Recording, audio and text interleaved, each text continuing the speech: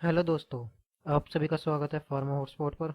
और आज हम बात करेंगे एडीआर रिपोर्टिंग के बारे में, जो कि एक टॉपिक है फार्माकोविजिलेंस सब्जेक्ट का for the B pharmacy final year student. So पहले हम देख लेते हैं कि हम आज इस लेक्चर में क्या क्या कवर करेंगे। सो बेसिकली ये लेक्चर दो पार्ट में डिवाइड है।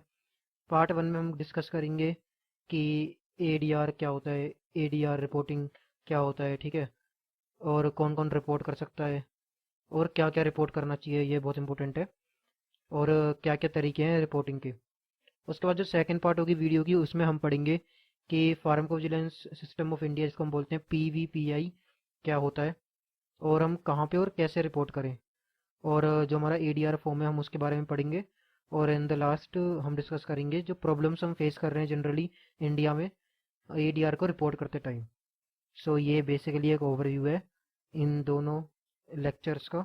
So let's begin the part one.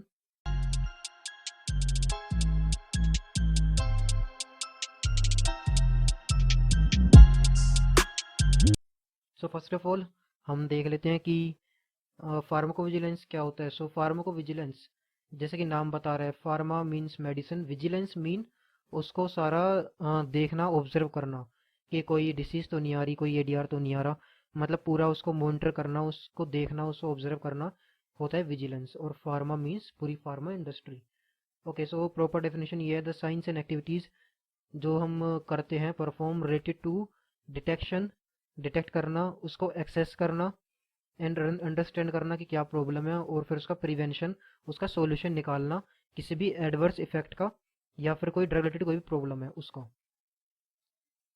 तो ये होता है फार्माकोविजिलेंस। एडवर्स ड्रग रिएक्शन क्या होता है? ये एक रिस्पॉन्स होता है किसी भी ड्रग का। आपने कोई ड्रग ली अगर बॉडी में, ये उसका रिस्पॉन्स है विच इज नॉक्शियस और अनइंटेंडेड। मतलब ये अनवांटेड होगा, अनइंटेंडेड होगा, एकदम से आ जाएगा। ऐसी reaction which occur at doses normally used for prophylaxis. ऐसा नहीं है कि आपने ज़्यादा डोज ले ली है। नॉर्मली जो नॉर्मल डोज होती है वो उसी डोज पे एक एडवर्स इफेक्ट शो कर देती है। डायग्नोसिस के लिए जो हम डोज लेते हैं, जो हम थेरेपी के लिए लेते हैं किसी डिसीज़ के, जो ट्रीटमेंट के लिए हम नॉर्मल डोज ले रहे हैं, उसी डोज पे वो एक अनइंटेंडेड अनवांटेड रिएक्शन शो कर देती है। उसको हम बोलते हैं एडवर्स ड्रग रिएक्शन। और वो कुछ साइकोलॉजिकल फंक्शन में मॉडिफिकेशन कर सकती है। जो कोजेलिटी है, जो उसका कोज है, वो डायरेक्टली एसोसिएट है विद द मेडिसिन। आपने मेडिसिन ली और जो भी उसका साइड इफेक्ट आया उसको हम बोल देंगे एडीआर। बट एडवर्स इवेंट के केस में ऐसा नहीं होता। कोजेलिटी जो कोज है वो डायरेक्टली एसोसिएट नहीं होता मेडिसिनल सब्सटेंस के साथ। इसको हम एग्जांपल के थ्रू समझेंगे, जल्दी समझ में आया, क्योंकि एग्जाम में आता है कि एडीआर और एडवर्स इवेंट में क्या डिफरेंस है। सो हम एक कहानी देखते हैं। उस कहानी में क्या हुआ है, पेशेंट ने एंटीहिस्टामिन ले ली। ओके, बहुत कॉमन ड्रग है एंटीहिस्टामिन, कोज करती है सिडेशन। सो यहाँ पे सिडेशन है हमारा एडवर्स ड्रग रिएक्शन, हमारा एडीआर। ठीक है, एडीआर है हमारा सिडेशन। और उसकी वजह से क्या हुआ, सिडेशन मतलब होता है नींद आ जाती है हल्की हल्की। ठीक है, उसकी वजह से क्या हुआ, एक्सीडेंट हो गया, फिर कोई इंजरी हो गई। आप सपोज करो बाइक चला रहे हो, तो बाइक से आप एक्सीडेंट हो गया आपके बाइक का, या फिर आप खड़े खड़े आप थोड़ा सा चक्कर आ गए, इंजरी हो गई आपको। सो ये एक्सीडेंट और इंजरी, ये है आपका एडवर्स इवेंट। आप समझ पा रहे हो यहाँ पे क्या बोल रहे हैं? दो टर्म है, एडवर्स ड्रग रिएक्शन और एडवर्स इवेंट। आपने एंटीहिस्टामिन ली, आपको सेडेशन कोज हुआ, डायरेक्ट ये एक रिएक्शन है, तो हम उसको बोलेंगे एडवर्स ड्रग रिएक्शन। उस रिएक्शन की वजह से जो रिजल्ट अकर हुआ, अगर रिजल्ट क्या हुआ कि आपका एक्सीडेंट हो गया या आपको इंजरी हो गई, तो उसको हम बोलेंगे adverse event. Same with the case of alpha blocker. BP कम हो गया, क्योंकि अल्फा ब्लोकर बीपी कम कर देते हैं, वैसो डायलेशन कर देते हैं, जिसकी वजह से क्या हुआ, कोई फ्रैक्चर हो गया या फिर कोई इंजरी हो गई। सो यहाँ पे फ्रैक्चर या कोई इंजरी एडवर्स इवेंट है, और जो फॉल बीपी हुआ है, कोई सिम्टम हुआ है, वो आपका एडवर्स ड्रग रिएक्शन है। सो ये एक बेसिक सा कॉन्सेप्ट था इन दोनों का, जिसमें कोजेलिटी डायरेक्टली एसोसिएट है एडीआर में, but in the adverse event causality directly associate नहीं है। Okay, next, who should report ADR. So ADR कोई भी रिपोर्ट कर सकता है, कोई भी हेल्थ केयर वर्कर रिपोर्ट कर सकता है। डॉक्टर, डेंटिस्ट हो गए, नर्स हो गए, या फिर कोई अदर हेल्थ प्रोफेशनल्स हो गए। ड्रग मैन्युफैक्चरर्स भी रिपोर्ट कर सकते हैं। और मोस्ट इम्पोर्टेंटली पेशेंट जो दवाई ले रहा है वो तो रिपोर्ट कर ही सकता है। अच्छा, नेक्स्ट हमारे पास आता है कि व्हाट शुड बी रिपोर्टेड। हमें क्या रिपोर्ट करना चाहिए। ऐसा तो नहीं है कि हम कुछ भी रिपोर्ट कर देंगे, हमें लगा कि हल्का सा बुखार ज़्यादा हुआ है तो हमने रिपोर्ट कर दिया, ऐसा नहीं हो सकता। कुछ टर्म्स एंड कंडीशन है, कुछ रूल्स है जो हमें फॉलो करने पड़ेंगे। नई ड्रग मार्केट में आई है, उसका कोई भी आपको लग रहा है हल्का फुल्का रिएक्शन भी है, कोई छोटा मोटा भी है, तो भी आप रिपोर्ट कर सकते हो, बिकॉज वो एक नई ड्रग है। अगर कोई स्टेब्लिश ड्रग है, क्रोसिन हो गई, पैरासीटामोल का जो फॉर्मुलेशन है क्रोसिन, या कोई और कोई स्टेब्लिश ड्रग है, तो आप उसका आप कोई सीरियस ही कर पाओगे। अगर कोई माइनर वन है तो आप उसका रिपोर्ट नहीं कर सकते। अगर ज़्यादा कोई सीरियस कंडीशन है वही आप रिपोर्ट कर सकते हो, क्योंकि वो एक स्टेब्लिश ड्रग है, वो मार्केट में बहुत टाइम से प्रेजेंट है। Next, report if increase frequency of established reaction is observe. अगर माइनर माइनर रिएक्शन बार बार रिपीटेडली आपको शो हो रही है, सो ये एक पॉसिबिलिटी है एडवर्स ड्रग रिएक्शन की, जो आप रिपोर्ट कर सकते हो। अगर सेम आपका फीवर ज़्यादा ही है, कमी नहीं हो रहा है, पर है थोड़ा बहुत ज़्यादा, तो आप उसको एडीआर में कंसिडर कर सकते हो। And report all suspected ADRs associate with drug food supplement इंट्रक्शन।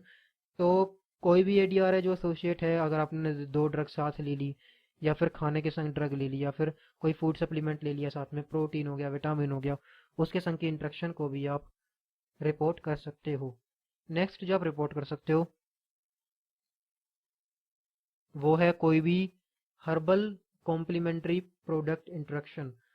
जैसे कि हमने बहुत हर्बल प्रोडक्ट में देखा है कि वो एपीआई का यूज़ करते हैं, जबकि हर्बल वालों को अलाउड नहीं होता कि वो कोई केमिकल यूज़ करें। बट कई हमने हर्बल प्रिपरेशंस देखी हैं जिसमें उन्होंने प्रॉपर ड्रग का यूज़ करा है, सिंपल एलोपैथी का उन्होंने हेल्प ली है अपनी हर्बल फॉर्मुलेशन में, जो कि गलत है, जो कि एडीआर रिपोर्ट आप कर सकते हो अगर आपको कुछ ऐसा लगता है तो। Report ADR associated with drug withdraw. अगर कोई ड्रग मार्केट से निकाल ली गई है और आपका कुछ टाइम बाद अगर वो रिएक्शन शो हो रहा है, तो आप उसका भी एडीआर रिपोर्ट कर सकते हो। नेक्स्ट, अगर कोई ओवरडोज या मेडिकेशन एरर है, उसका भी आप कर सकते हो। Report when there is lack of efficacy और when suspected pharmaceutical defect observe. अगर प्रॉपर रिजल्ट उसका शो नहीं हो रहा है दवाई का, अगर आप प्रॉपर डोज भी ले रहे हो तब भी आपका प्रॉपर रिजल्ट शो नहीं हो रहा है, एफिकेसी उसकी कम है, या फिर आपको कोई फार्मास्यूटिकल डिफेक्ट उसमें शो हो रहा है, तो आप रिपोर्ट कर सकते हो इजीली। और नेक्स्ट जो कैटेगरी आती है वो आती है हीमो विजिलेंस। हीमो विजिलेंस मतलब क्या होता है? हीमो मीन्स क्या होता है? आपका ब्लड रिलेटेड प्रोडक्ट्स या फिर ब्लड, तो आप उसके भी कोई रिएक्शंस अगर शो हो रहे हैं तो आप इजीली रिपोर्ट कर सकते हो। Last but not the least, ये है मेडिकल इंस्ट्रूमेंट्स। अगर कोई आपको दिक्कत आ रही है किसी ऑक्सीमीटर के साथ, कोई पल्स मीटर के साथ, तो आप इजीली उसका भी रिपोर्ट कर सकते हो, एडीआर फॉर्म सिंपली आप फिल कर सकते हो। नेक्स्ट हमारे पास है कि हम जनरली कौन कौन से तरीके अपनाते हैं एडीआर मॉनिटरिंग के, कैसे हम एडीआर मॉनिटर करते हैं। तो बहुत जो कॉमन जो इंडिया में या फिर बाहर देखा जा रहा है वो है एक्सीडेंटल केस रिपोर्टिंग, जिसको हम बोलते हैं एनेक्डोटल रिपोर्टिंग। ये होता है डॉक्टर डॉक्टर रिपोर्टिंग। आप इसको ऐसे समझ सकते हो कि अगर आपका कोई डॉक्टर है जो ट्रीटमेंट कर रहा है, ठीक है, स्किन का डॉक्टर है, अब उसने कोई प्रिस्क्रिप्शन लिखी, और सपोज करो कि उसके पेशेंट को कोई एडीआर आ गया, तो उसने अपने फेलो डॉक्टर फ्रेंड को बताया, अपने साथ ही जो भी डॉक्टर है उनको बताया, स्किन डॉक्टर को, कि भाई मैंने ये दवाई लिखी थी और पेशेंट में ये दिक्कत आ गई है, तो आप ये मत लिखिए। तो ऐसे करके वो बात कंपनी तक पहुंच जाती है, तो डॉक्टर डॉक्टर रिपोर्टिंग चलती है। जैसे टेरफिनामाइड है, ये कार्डिक अरिदमिया प्रोड्यूस कर रही थी, सो ये बात काफ़ी ज़्यादा डॉक्टर टू डॉक्टर फैली है। सो नेक्स्ट हमारे पास है केस कंट्रोल स्टडी। सो ये सिंपल है कि आपने दवाई दी और उसका जो साइड इफेक्ट आया, जो उसका एडवर्स इफेक्ट आया, वो आपने रिपोर्ट कर दिया। जैसे एग्जांपल है एस्पिरिन जो हमने चिल्ड्रंस में दी थी, सो ये कोस कर रहा है रेयर्स सिंड्रोम को। प्रिस्क्रिप्शन इवेंट मॉनिटरिंग में क्या होता है?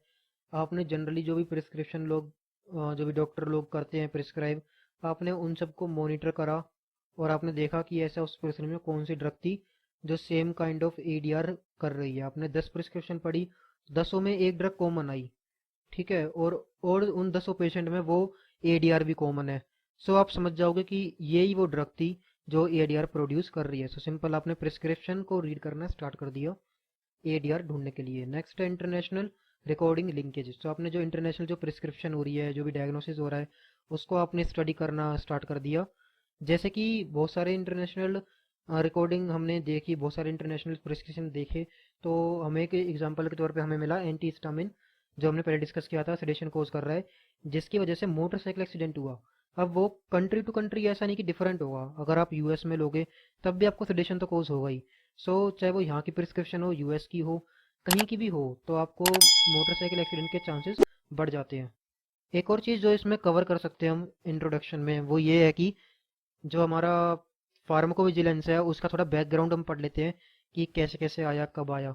सो गाइज मैं आपको बता दूं नॉलेज के लिए कि फार्माकोविजिलेंस एक्चुअली ये एक केस हुआ था।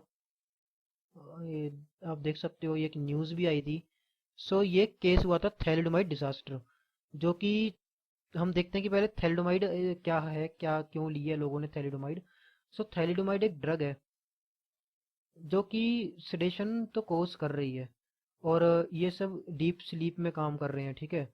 और बेसिकली इस हमारे सेडेशन के लिए ये बेसिकली हम यूज़ करते थे, और हम मॉर्निंग सिकनेस के लिए भी हम यूज़ करते थे प्रेग्नेंट वुमेन के लिए। सो इसकी जो डिमांड है 1950 में बेसिकली ये स्टार्ट हुआ था, 1950s में। सो 1950s में हुआ क्या कि प्रेग्नेंट लेडीज़ इसको मॉर्निंग सिकनेस के रेमेडी के लिए, ट्रीटमेंट के लिए यूज़ करने लग गई।